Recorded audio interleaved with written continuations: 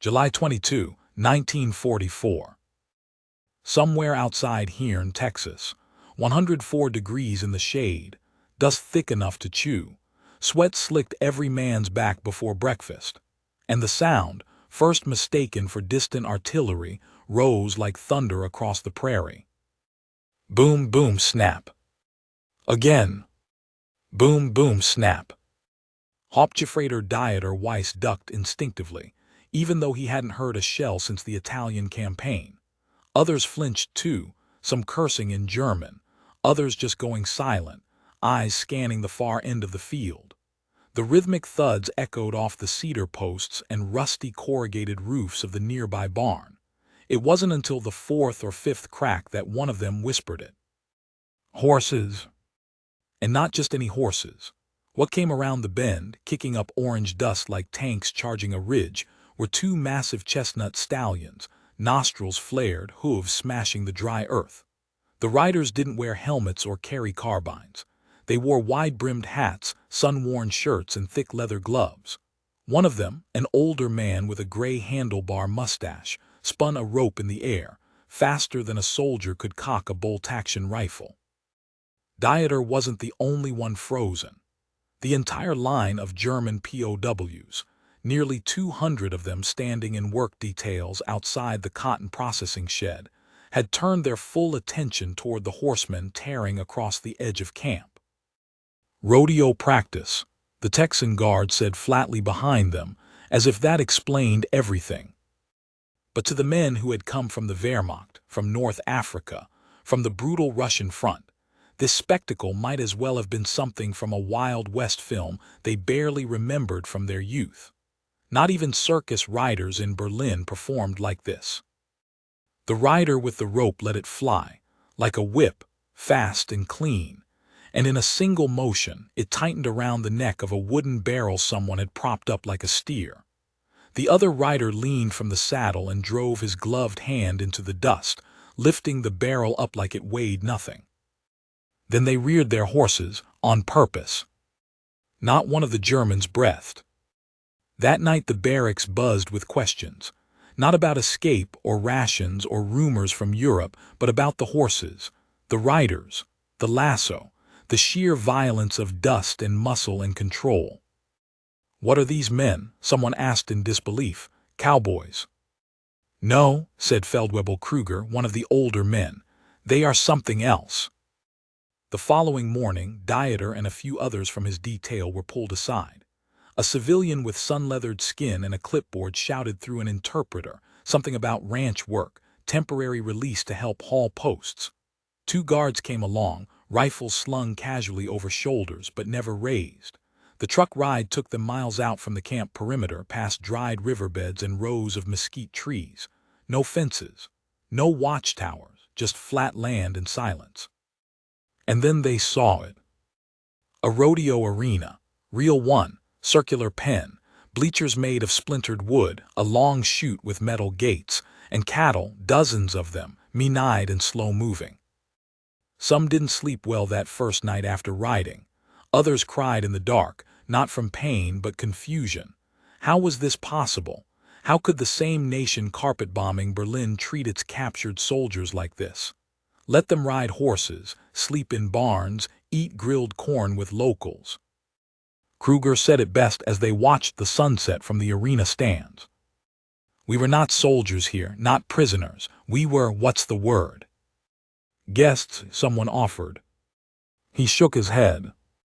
"Men, just men." The wind shifted 2 days later, sweeping the heat out toward the open range, and bringing in the kind of dry, eerie stillness that Cowboys claimed meant trouble was coming. Dust devils danced across the red dirt pastures. The cattle grew restless. Even the horses snorted and pawed at the earth as if they too sensed a storm that hadn't yet reached the horizon.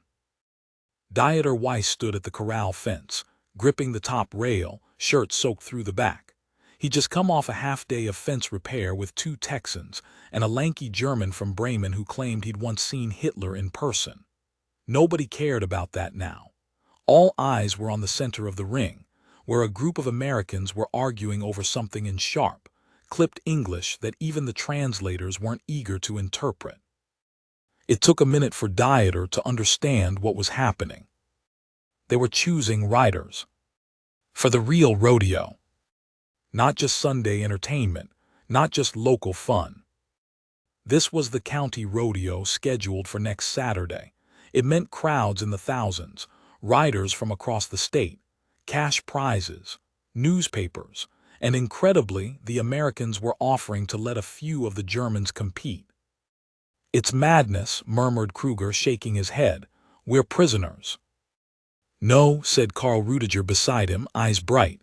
"We're cowboys now." That night, the barracks felt less like a prison and more like a military camp preparing for battle. Arguments flared over who was most experienced with horses, who had the nerve to face down bulls in front of screaming Americans, who spoke enough English to understand a judge's signal. But underneath it all was pride. Real swelling pride. Even France, bruised from his last ride, sat up in bed with a cigarette dangling from his mouth, muttering how he'd last at least 6 seconds next time. 6 seconds, someone laughed. "You barely lasted 4. "Then I'll last 7, France shot back defiant. By morning, the list was made. 3 Germans, all volunteers. Franz Albrecht, the scrappy panzer mechanic turned bull rider. Karl Rudiger, the Dresden-born cavalryman who had taken to lasso work like he'd been born in a saddle. And unexpectedly, Dieter himself, nominated by Earl, who said he looked like he had fire behind those quiet eyes. The guards didn't protest. In fact, they helped load the practice gear. Nobody talked about escape anymore. Nobody had even mentioned it for weeks. The training was brutal. From dawn until nearly dusk, the 3 Germans rode with Earl's ranch hands, took hits, rolled in dust, learned how to land without breaking bones. The difference between getting bucked off in a casual exhibition and performing in front of 1,000 Texans was like the difference between a drill march and a live battlefield. "Don't think just 'cause the crowd's cheering they want you to win," Earl said one afternoon, flicking sweat from his brow. "They'll cheer when you fall too, so don't fall." Dieter's hands were blistered from roping practice. His thighs ached from riding a stubborn mare that refused to take his lead, but none of it mattered. For the first time since capture, he had a reason to push through pain. He didn't know if it was pride or fury or something stranger, but when he closed his eyes he no longer saw his rifle. He saw hooves, dust, and a lasso curling through the air like a thrown spear. When the weekend came, the Germans rode out with the Americans in open trucks, heads high. The road wound through golden hills and cattle country until it reached the town of Caldwell. The arena was twice the size of Earl's and packed with hundreds of trucks and spectators already filing into wooden bleachers. The POWs weren't allowed to mingle freely, of course. They were still watched, but there were no shackles, no chains, no barbed wire, just 3 men in cowboy hats and borrowed shirts who looked like they belonged here. As they climbed down from the truck, a boy ran up to Dieter with a notebook and said in a heavy Texas accent, "Mister, you one of them riders, you German." Dieter blinked, "Yes." The boy smiled, holding up the notebook. "Can I have your autograph?" It felt like a joke, some kind of cruel American prank. But when Dieter hesitated, the boy looked genuinely disappointed. So he signed it. The competition began at noon sharp. A brass band played, flags waved, the sun glared like a spotlight from heaven. The announcer, a wide-bellied man with a booming voice, welcomed our friends from Germany, helping us out with labor and learning the Western ways. Some cheered, others muttered. But then France mounted his bull. Widowmaker again, the same one. The gate opened, and the arena exploded. 8 seconds, he rode it for 8. The Germans roared, so did half the crowd. When France was finally thrown, high, violent, cartwheeling through the air, He bounced, rolled, and came up laughing, bleeding from the elbow but laughing like he hadn't since before the war. Earl ran out and raised his hand again.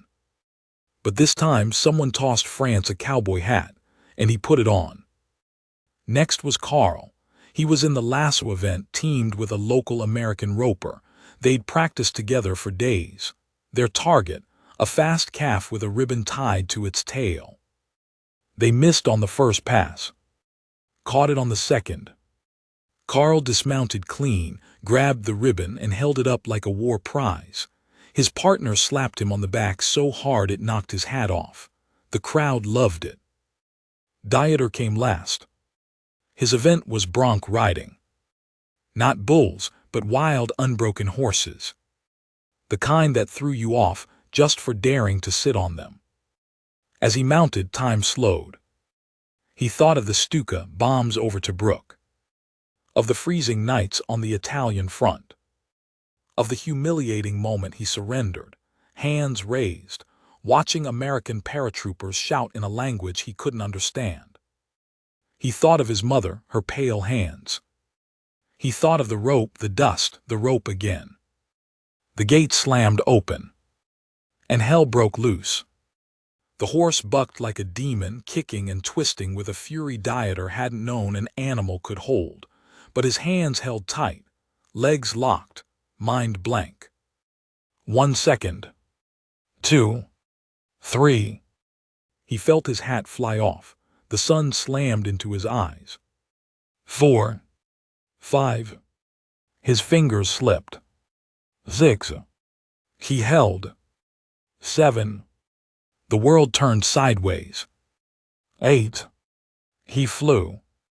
Landed hard. No breath in his lungs. No sound in his ears. Then the crowd rose like a wave.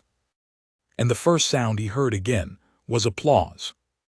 That night the Germans sat at a separate fire from the Americans, but the space between them was narrower than ever. One of the Texans passed over a bottle of whiskey. "Y'all did all right," he said. France raised the bottle like a salute. "To Texas," he said in mangled English. "To not being bored," Carl added, earning a chuckle. And Dieter, he didn't say much. He just stared at the stars, hands still shaking slightly from adrenaline, and whispered to himself the strangest words he'd ever spoken. "I forgot I was a prisoner today." Nobody answered. They didn't have to. Because for a few fleeting hours, inside a dusty Texas arena, in front of strangers and flags and firelight, they weren't. The headlines didn't run in Berlin, but in Caldwell, Texas, they made the front page. POWs ride tall at Rodeo, Germans wow crowd with grit and guts. There was even a photo, grainy black and white, of Franz Albrecht waving a borrowed cowboy hat with a grin that hadn't crossed his face in years. Behind him, the chute gate still hung open, the bull halfway out of frame, frozen mid-kick. If you didn't know better, you'd have thought he was a champion Texan rancher. Inside Camp Hearn, the clipping passed from bunk to bunk like contraband. Some of the older prisoners scoffed. "Ridiculous," they muttered. "We're being turned into American propaganda." But most didn't care. Something had changed. It wasn't just the rodeo, it was what came after. The way the guards looked at them. The way the locals spoke a little softer, nodded a little slower. There were still rules, still fences, still the war dragging on thousands of miles away, but the invisible wall between prisoner and human being had cracked. And through that crack the sun poured in. 3 days after the rodeo, the real test came, not from bulls or ropes or applause, but from a storm. A real one. The kind of Texan tempest that seemed to drop from a blue sky like a punch to the gut. One moment, it was clear enough to count hawks circling above the fields. The next, the wind hit like a train and the clouds rolled in like invading armor.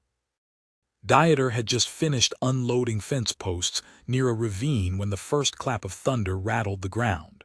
Earl's foreman, A thick-necked man named Roy shouted for the trucks, but they were already sliding in mud halfway down the hill.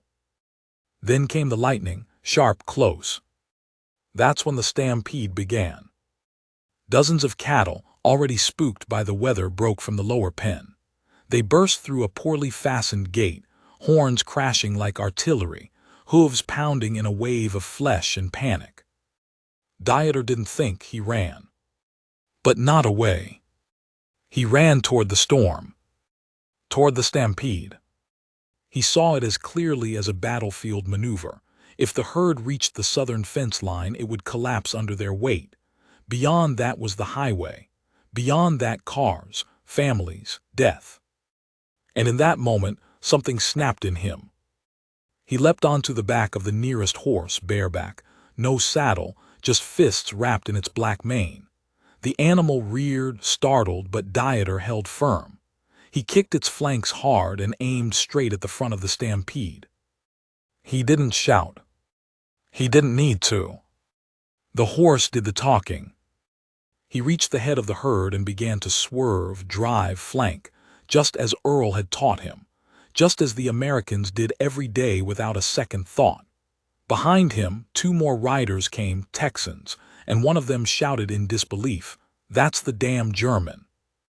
It took 10 minutes to turn the herd, 10 minutes of pure chaos, thunder overhead, lightning behind, cattle braying, mud flying, and in the center of it, a man who once fought in the Afrika Korps riding like he was born in the West.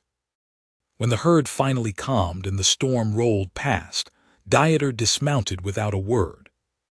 One of the Texans handed him a flask. Dieter took it. No one said thank you. They didn't have to. The next morning, Earl handed Dieter something wrapped in canvas. Inside was a saddle, not new, but good, worn smooth in all the right places.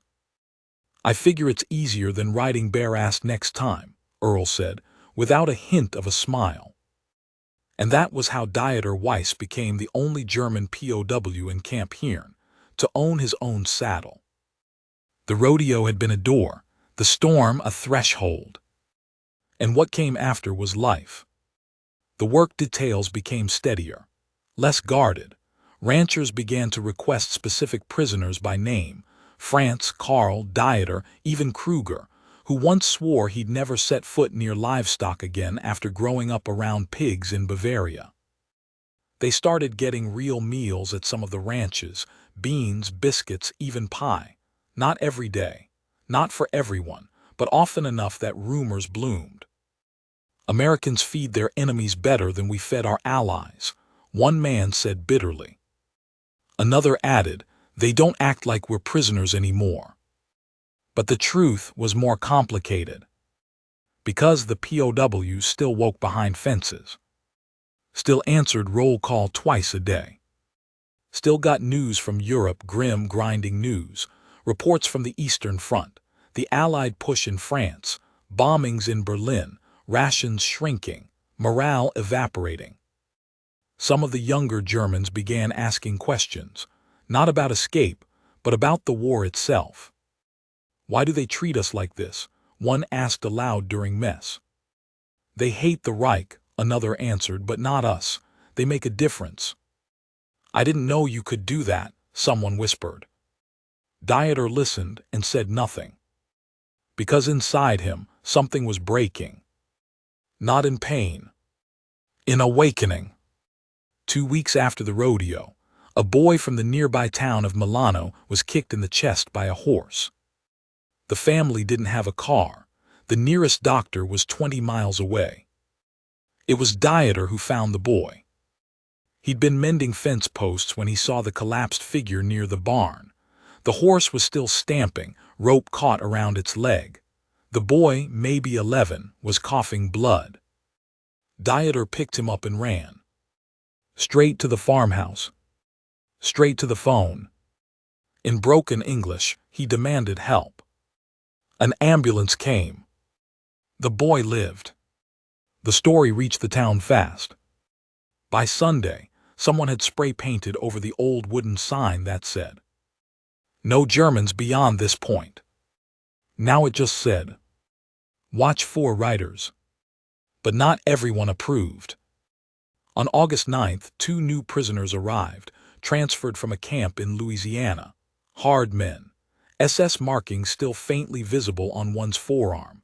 They walked with chins high and sneers ready. When they saw France talking with a Texas rancher near the gate, they spat. "Traitor," one of them hissed.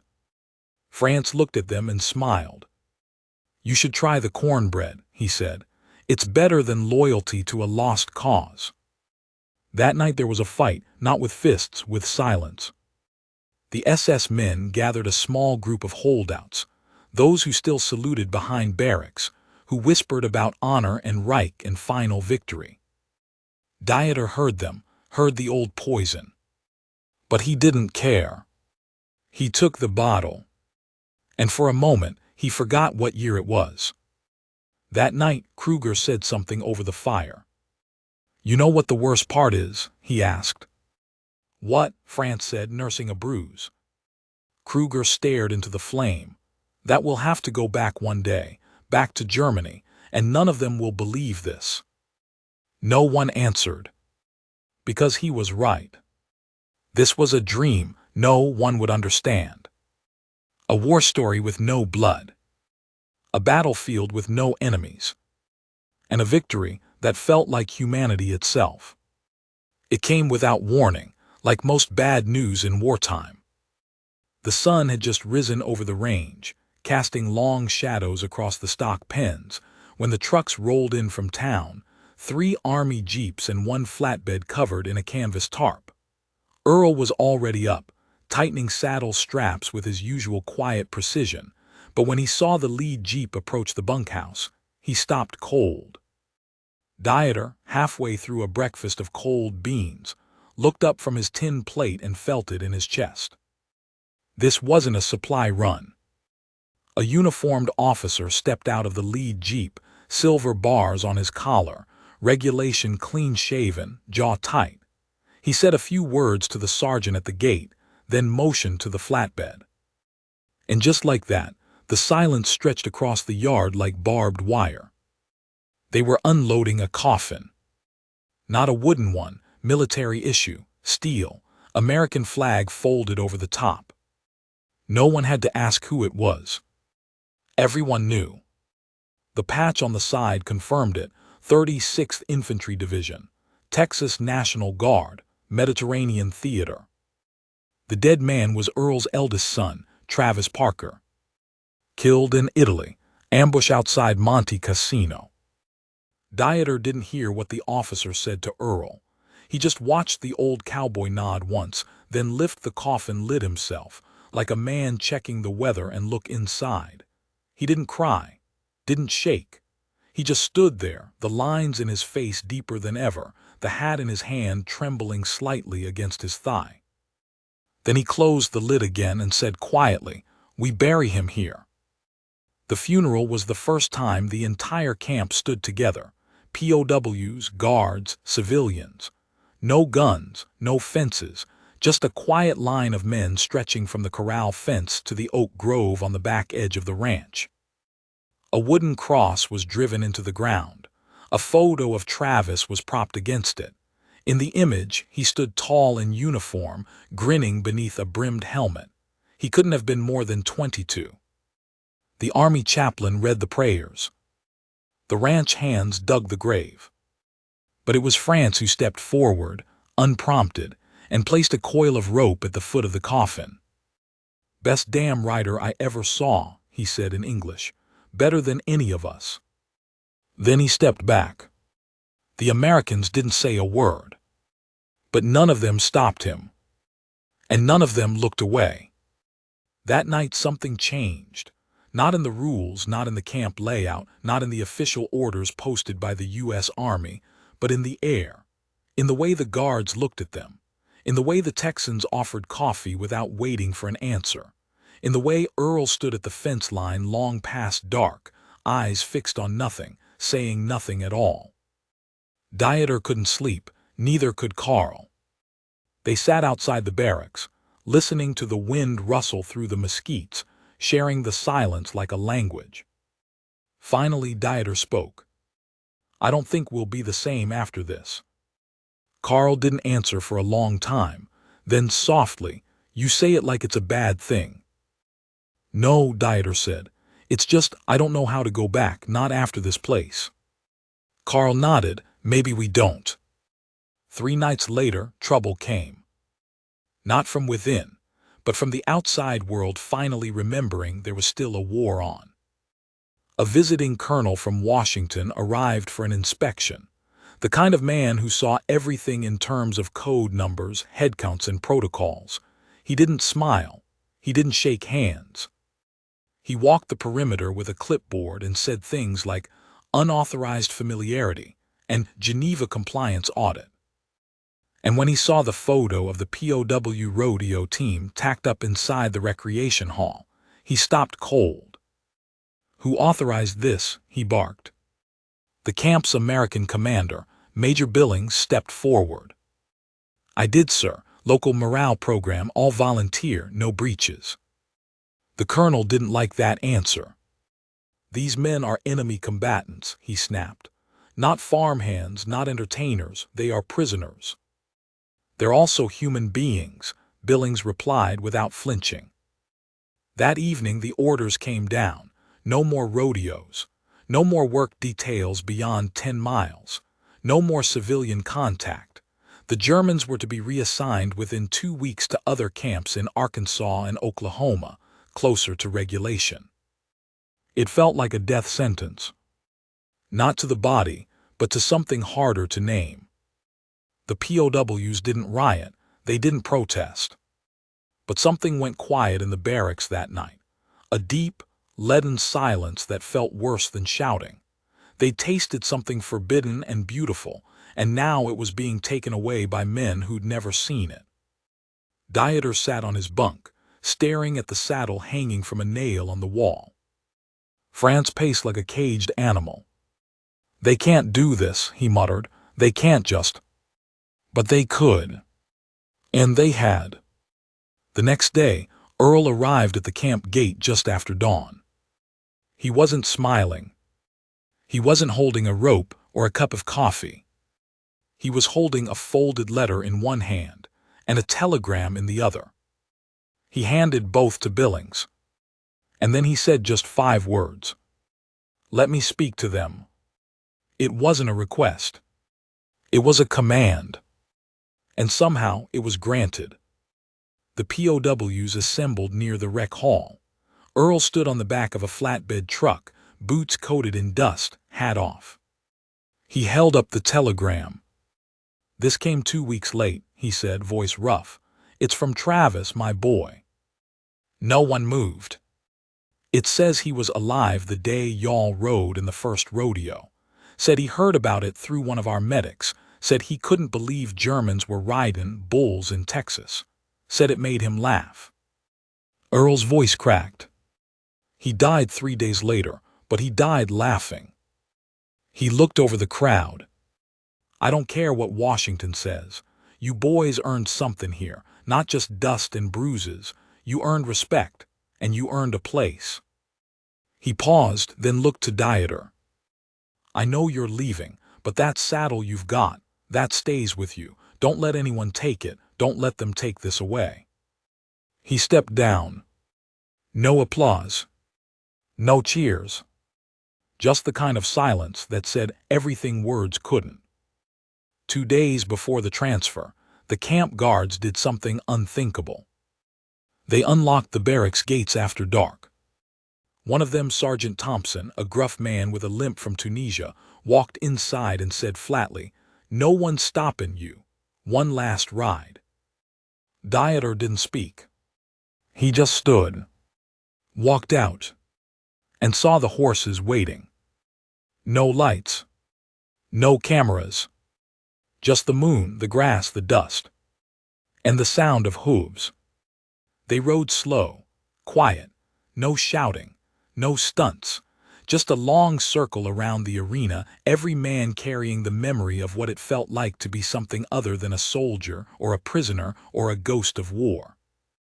And when Dieter finally dismounted, He ran a hand over the saddle and whispered something in German. Carl asked what it was. Dieter just smiled. Thank you, but not to the horse. The morning of the transfer, the trucks lined up at the gate. The prisoners loaded their things, small bags, a few drawings, one guitar someone had carved from scrap wood. Franz carried a coiled lasso around his chest like a bandolier. And Dieter carried the saddle. No one tried to stop him. As the engines revved, a small crowd of townspeople stood outside the gate. No signs, no banners, just people, faces, familiar ones. Some waved. Some saluted. And as the trucks pulled away, Dieter looked back one last time. He saw Earl standing at the fence. He didn't wave. He just tipped his hat. And that was enough. Winter came early to Oklahoma. Dieter Weiss stepped off the transfer truck into a wind that sliced through his borrowed coat like knives through canvas. The new camp, Fort Reno, was colder in every sense. Barbed wire triple-layered the perimeter. The guards didn't speak unless shouting. Work details were limited to hauling rock or cleaning latrines. There were no horses, no ranchers, no campfires, no Earl. The saddle sat unused at the foot of Dieter's bunk, gathering dust. He kept it anyway. The others had scattered. Carl went to Camp Gruber, assigned to lumber hauling. Franz was sent further north to Kansas, and though a letter arrived once, sloppy handwriting, half Texan, half German, it spoke mostly of boredom and the cold. The war was winding down now. Everyone knew it. The Red Army was closing in from the east, the Americans from the west. Rumors of a second front, of Hitler retreating into bunkers, of cities bombed into memory. Even the guards grew quieter, less hostile, just tired. By spring, liberation was a whisper too large to ignore. Dieter didn't cheer when the Reich fell. He didn't cry. He just sat on the edge of his cot and stared at the saddle. He remembered the dust, the bulls, the rope burns on his palms, and the boy who'd asked for his autograph. July 1945. They called it repatriation, a word that sounded clean, official, like packing a suitcase and going home after a long trip. But when the ships left New York Harbor, packed with thousands of returned POWs bound for Europe, it felt more like exile. Dieter didn't recognize Bremen when they docked. The port was rubble. Streets he once walked as a child were now unpaved ruins. He didn't see his home. It no longer existed. The house had taken a hit in '44. No one had lived in it since. He tracked down a cousin outside Hanover, slept in a barn, ate potatoes, rebuilt fences. But it was different. Germany was different. The eyes of the people were hard. Hope was a broken thing. Every man looked older than his years. Every woman carried bags under her eyes like medals of endurance. Dieter didn't talk about the war. He didn't talk about Camp Hearn. He didn't talk about Texas. Not for a long time. A letter arrived, brown envelope, faded ink, American postage. It was from Carl. Inside was a photograph. 4 men standing in a dirt corral. 2 wore jeans. 1 wore a battered Stetson. The last, squinting into the sun, arms crossed, was unmistakably Franz.